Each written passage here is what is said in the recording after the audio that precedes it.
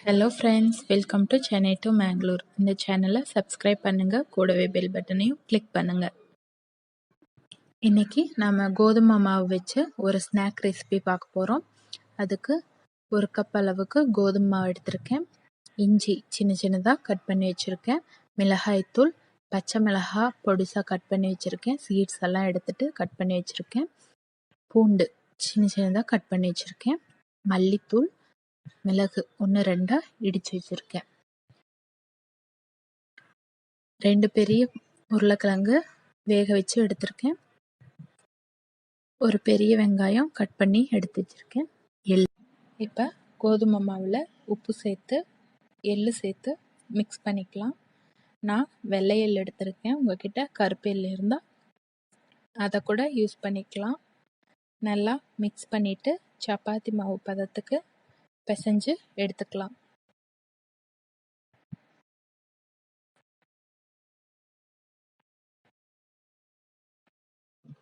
உருளைக்கிழங்க நல்லா மசிச்சு எடுத்துக்கோங்க.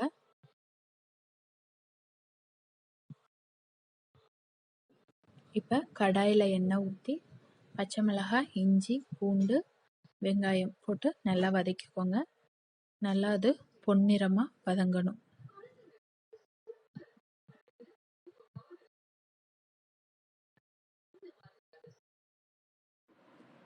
இந்த அளவுக்கு வதங்கினதுக்கு அப்புறமா நம்ம எடுத்து வச்சிருக்க மசாலாஸை ஆட் பண்ணிக்கலாம்.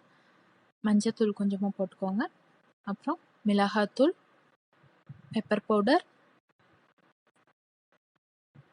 மல்லித்தூள் ஆட் பண்ணி வதக்கிக்கோங்க. நல்லா பச்சை வாசனை போகிற அளவுக்கு நல்லா வதக்கிக்கலாம்.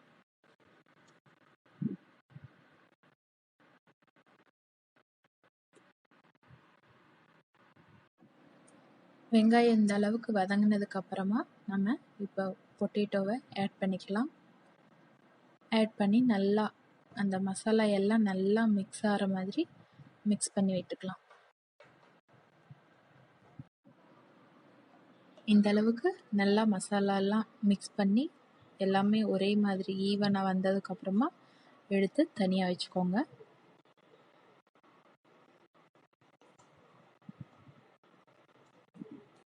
இப்போ ரெடி பண்ணி வச்சுருக்க சப்பாத்தி மாவில் சப்பாத்தி மாதிரி உருட்டி எடுத்துக்கலாம்.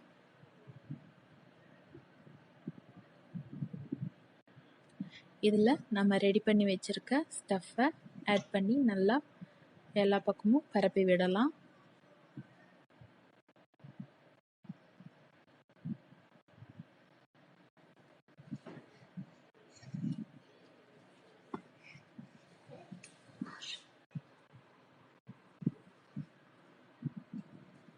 நல்லா எல்லா பக்கமும் இந்த ஸ்டஃப் இருக்கிற மாதிரி பரப்பி விட்டுக்கோங்க.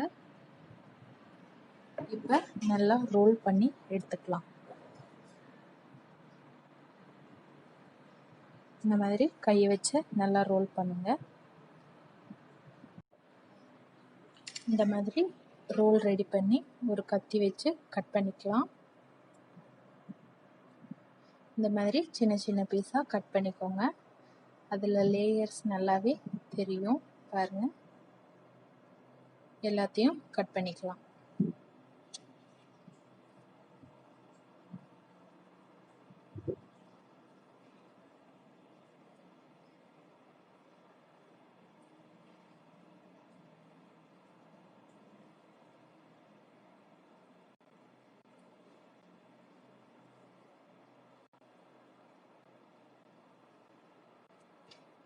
கடாயில் எண்ணெய் ஊற்றி அடுப்பில் வச்சுருக்கேன். சூடாயிட்டிருக்கு.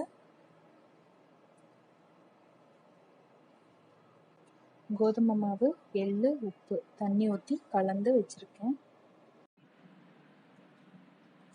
இப்போ கட் பண்ணி வச்சுருக்கிறத எடுத்து நம்ம கலந்து வச்சுருக்கிற கோதுமை மாவு மிக்ஸில் நல்லா பெரட்டி எல்லா பக்கமும் கோட் ஆகிற மாதிரி பண்ணி ஆயிலில் போட்டு பொரிச்சு எடுத்துக்கலாம்.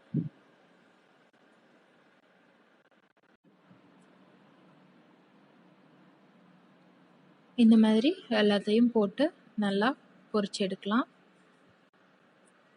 ஒரு பக்கம் நல்லா வெந்ததுக்கப்புறமா திருப்பி போட்டுக்கலாம். எல்லாத்தையும் இந்த மாதிரி திருப்பி போட்டுக்கோங்க.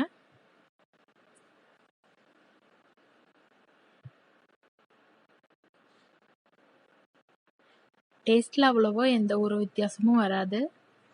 இது குழந்தைங்களுக்கு ரொம்பவே பிடிக்கும். இந்த வீடியோ உங்களுக்கு பிடிச்சிருந்தா லைக் பண்ணுங்கள், உங்கள் ஃப்ரெண்ட்ஸ் கூட ஷேர் பண்ணுங்கள். தேங்க்யூ.